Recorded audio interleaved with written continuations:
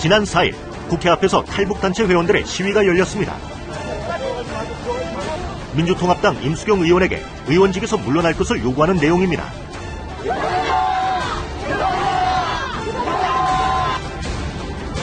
민간 통일운동의 시초로 평가되며 통일의 꽃으로 불렸던 임수경 의원. 사건의 발단은 지난 1일 서울의 한 술집에서였습니다. 이곳에서 우연히 만난 임수경 의원과 탈북 대학생 백요셉 씨는 인사를 나눴는데요. 분위기가 험악해진 것은 백 씨가 자신이 탈북자임을 밝히면서부터. 임수경 의원은 격앙된 목소리로 백 씨에게 욕설이 섞인 비난을 퍼부었습니다. 백 씨는 임 의원의 발언을 자신의 SNS에 올렸고 내용은 삽시간에 퍼져나갔습니다. 문제가 일파만파 걷잡을 수 없이 커지자 임수경 의원은 공식 사과를 하고 나섰습니다.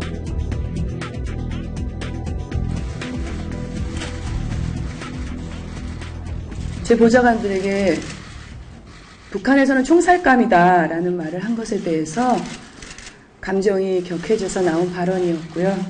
변절자라는 표현은 역시 저와 함께 학생운동과 통일운동을 했던 하태경 의원에 대한 것이었을 뿐이고 탈북자분들에게 했던 것은 아니었습니다. 공식 사과에도 불구하고 임수경 의원을 향한 종북 논란은 누그러질 줄 모른 채 더욱 확산되고 있습니다.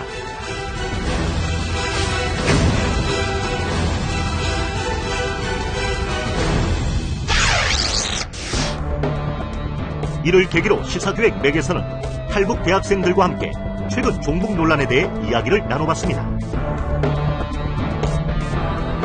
네, 최근 들어서 탈북자들을 변절자로 표현하는 이슈가 큰 논란이 되고 있습니다. 임수경 씨는 이전 89년도 평양 세계 청년학생 축전에 참가했을 때 말 그대로 한반도의 통일이 영웅이었고 통일이 꽃 그 이상이었어요. 우리가 바라보건 데는. 또한 남한 사회의 그 자유분방함을 온몸으로 보여준 열정의 하신이었어요. 그런데 이런 분이 입에서 우리 탈북자들에 대해서 변절자라는 이런 발언이 나왔다는 게 그 탈북자들한테는 그게 너무나도 큰 충격이 아니었을까. 지난 89년에 평양을 방문해서 김일성 주석에게 또는 북한의 권력층에게 그 대한민국의 현실을 오도하고 한반도의 여러 가지 그 상황을 왜곡한 그야말로 변절의 그 마녀라고 볼 수 있는데, 이런 그 국회의원이, 특히 그 국회 헌법을 대표하는 국회의원이 우리 탈북자들을 변절자라든지 여러 가지 인간적인 모독을 한 데 대해서 우리 탈북자들은 도저히 참을 수 없는 지금 격앙된 그런 분위기를 지금 가지고 있습니다. 그러면 임수경 의원이 오히려 변절자다. 그렇죠. 당연히 임수경은 평양으로 찾아가서 김일성 주석과 평양 독재 정권의 아부함으로써 진정한 변절자는 임수경이다. 제 생각은 보다 정확한 사실관계의 판단이 필요하다고 생각을 합니다. 임수경 씨는 변절자라는 표현은 과거 운동권을 같이 했던 하태경 의원에 대한 표현이었을 뿐 전체 탈북자를 짜잡아서 비난한 건 아니었다라고 또 공인으로서 부적절한 처사에 대해서 사과를 한 바가 있습니다. 그러니까 여기에 대한 임수경 의원과 백요셉 탈북 대학생의 사적인 대화가 정치권에 서로 공격을 하는 논리로 발전되는 것은 바람직하지 않다고 저는 생각을 합니다. 그러면 임수경 의원과 백요셉 씨와의 관계는 어떤 관계인가요?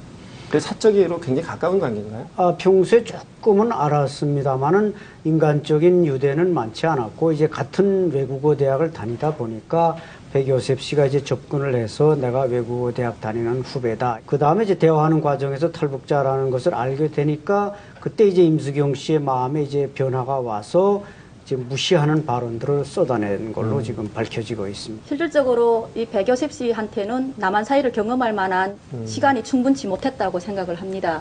백요셉 씨 개인적인 의견이나 발언이 전체 탈북 대학생 내지는 탈북자의 의견이라고 그렇게 확대 해석되는 거는 저는 결코 바람직하지 않다고 생각을 하고요. 그리고 임수경 의원님 같은 경우도 그분의 개인적인, 그러니까 평소 가지고 있던 그런 발언이 치중에 튀어나왔다고 하나, 그게 종북 내지는 전체 진보를 싸잡아 매도를 하는 그런 발언으로 확대되는 거는 좀 경계할 필요가 있다고 생각을 합니다. 그러면 일련의 최근에 그 언론과 네. 정치권이 종북과 그리고 네. 변절자 보도에 대해서 이렇게 많은 보도들이 나오고 있는데 여러분들의 생각은 어떠신가요? 일부 언론과 정치권이 너무나 자신들의 입장에 서서 확대 해석을 하는 거 아닌가. 그러니까 결과적으로 그런 정치권 논리에 휘둘려서 세터민 탈북자들은 끊임없이 검증대에 올라야 돼요. 국가에서 그 피 같은 혈세를 지원을 해주는 이유는 통일의 밑거름이 되라고, 통일의 디딤돌이 되라고 지원을 해주는 거지, 남남 갈등을 부추기는 요소가 되라고 해주는 거는 전 아니라고 생각을 해요. 우리가 어디까지나 궁극적으로 지향해야 되는 것은 통일이거든요. 서로 간의 문제점을 짚고 넘어가야지 그거를 비방 중상하고 악의적으로 해석하고 공격하고 그런 부분은 자제를 해야 된다고 저는 생각을 합니다.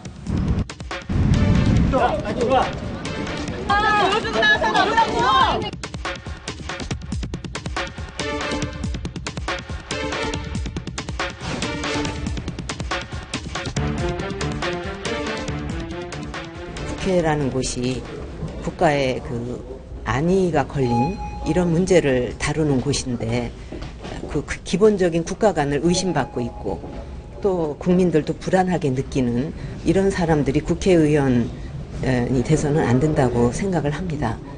종북 주인이 하는 색깔로 말고 다른 레파토리 없습니까? 30년째 같은 노래 부르시는데 국민 여러분들을 방공이데올로기나 이념으로 끌고 가려 하지 마십시오.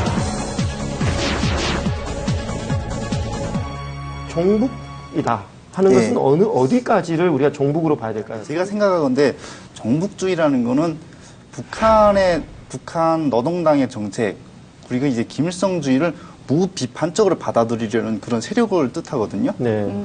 북한의 정책을 그대로 받아들인다고 해서 그 사람을 정북 세력으로 몰 것이 아니고 이제 그 정책이 진짜 민주주의에 기여하는 정책이냐 비록 이제 북한에서 나왔다고 할지라도 그거를 이제 국민과 이제 민주주의에 이제 초점을 맞춰야 된다고 생각해요. 그 사람들이 거기서 살다가 와서 그렇게 한다면 문제가 있겠지만 여기 와서 도서들 이렇게 접한 건 도서들밖에 없잖아요. 북한 찬양하는 도서들, 자료들 이런 것들밖에 없었기 때문에 그 사람들이 그런 생각을 할 수도 있다고 생각해요. 최근에 그 논란의 대상이 된 이석기 의원과 김재현 의원에 대해서 제명 조치를 한 것은 잘못됐다.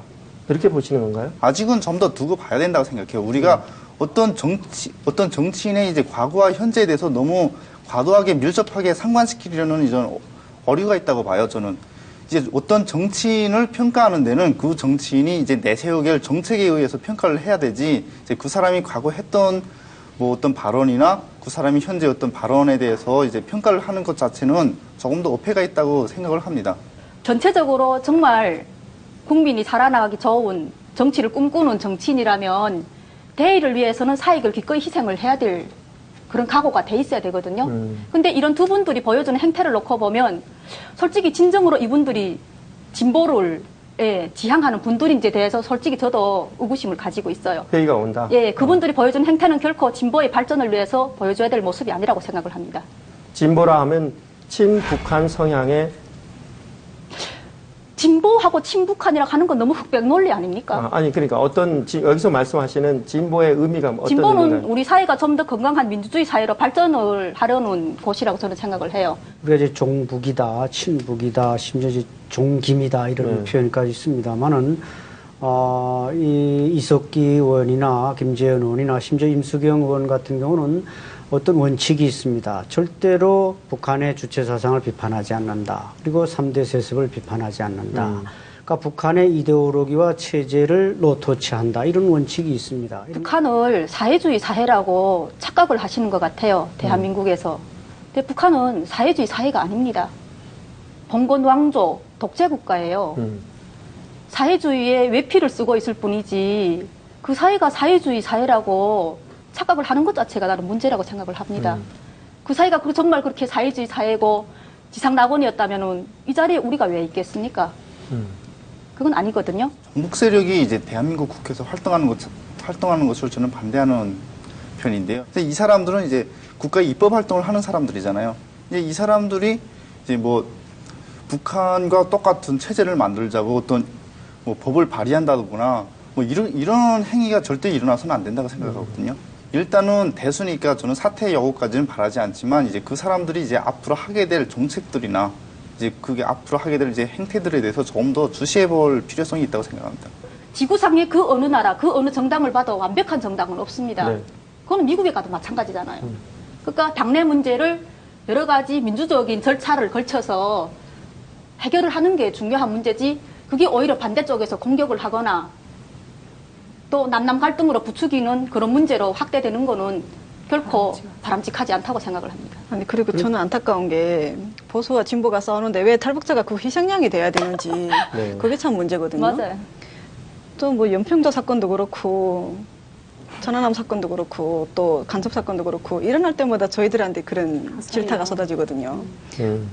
저희가 거기가 싫다고 저희가 여기까지 왔는데 왜 여기 와서까지 아직도 북한에 대한 욕을 저희가 먹어야 되는지 그에 대해서 저희는 이해를 할 수가 없거든요.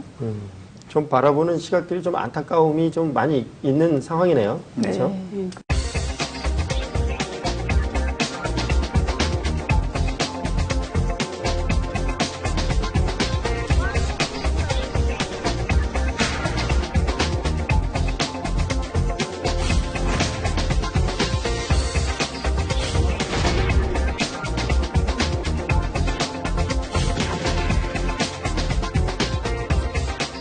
미국과 일본은 북한 인권법을 통과시켜서 시행을 하고 있지만 한국은 아직 8년째 표류하고 있습니다. 북한 인권법에 대한 이야기, 입장들을 좀 얘기해 주시죠. 저는 좀 진보 쪽 편을 들고 싶은데 이제 민주당 쪽에서 내세운 논리는 그런 거죠.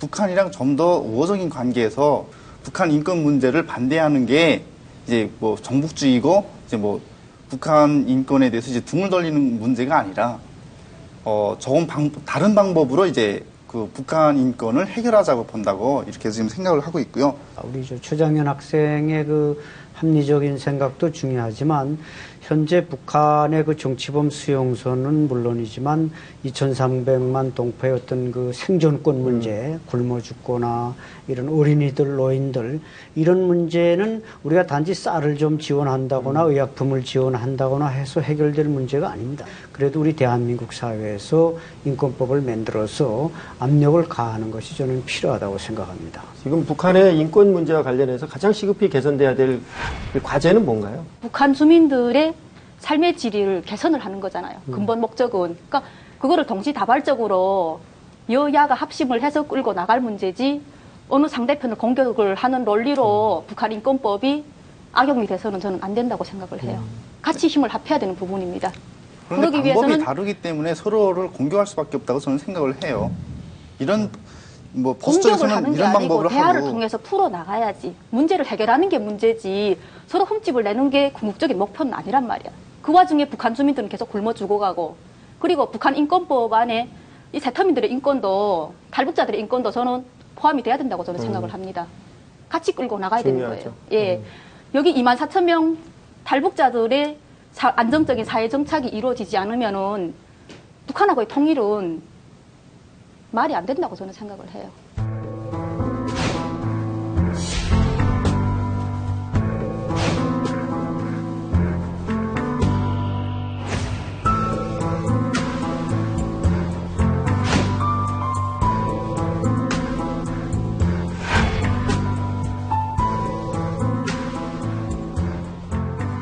탈북 이야기를 좀 해보겠습니다.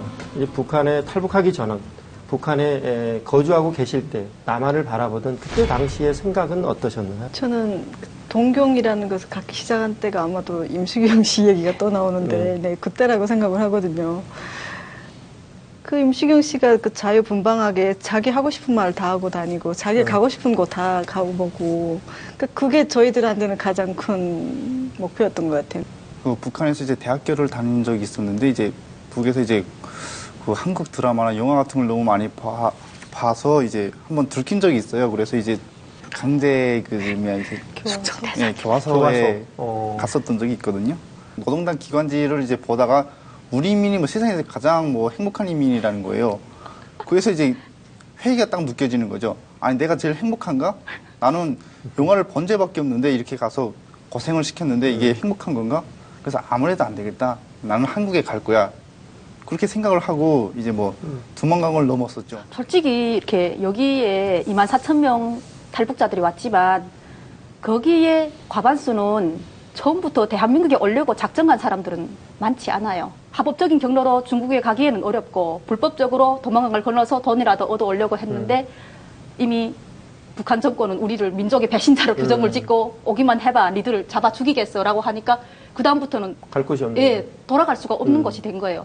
결과적으로는 대한민국까지 우리는 떠밀려 온 거예요. 탈북자들에 대한 한국 사회의 잘못된 편견과 그리고 이런 왜곡된 시선이 좀 있을 것 같습니다. 뭐가 가장 큰 잘못된 왜곡된 생각이라고 보시는 건가요? 그러니까 북한 사회가 좀 이게 많이 못 살다 보니까 하나부터 열까지 다 자기들보다 이렇게 한국 분들보다 못하다고 생각하시는 경향이 많아요. 그러니까 하나부터 열까지는 이 사람들은 다 배워야 하는 사람들이다, 무시한다. 가르쳐야 하는 그런 사람들이다 이렇게 생각하기 때문에 그런 문제가 올 수 있다고 생각하거든요. 근데 절대로 북한 사람들이라고 다 마냥 그렇게 배우지 못한 사람들은 아니거든요. 그 이유가 매스컴 자체에서 비춰지는 것 자체가 북한 사람들이 여기 와서 적응 못하는 케이스만 비춰지는 것 같습니다. 제가 볼 때는 저희하고 같이 나온 사람들은 너무나도 열심히 살고 너무나도 성공한 사람들이 많거든요. 사회에 나와서 보니까 일단 취직부터 말투가 이상하잖아요. 우리가 조선족은 안 받습니다.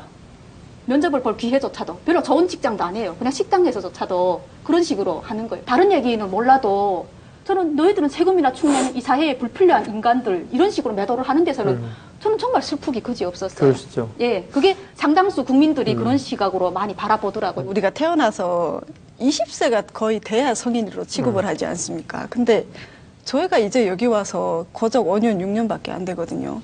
심지어는 이제 갓 나온 사람들도 있는데 그 사람들한테 바로 너희들이 알아서 지금부터 정착을 해야 하면 어느 나라에서 한국 사람들도 똑같을 것입니다. 다른 나라에서 진짜 돈 다 쥐어주고 유학을 보내도 거기서도 적응할 수 있는 기회가 있는데 우리도 여기서 처음부터 하나부터 끝까지 다 우리 손으로 다 정착을 해나가면서 하나하나 진짜 쓴맛인지 단맛인지 우리가 체험을 해야 배워나갈 수 있는 기회가 있는 것이 아닙니까?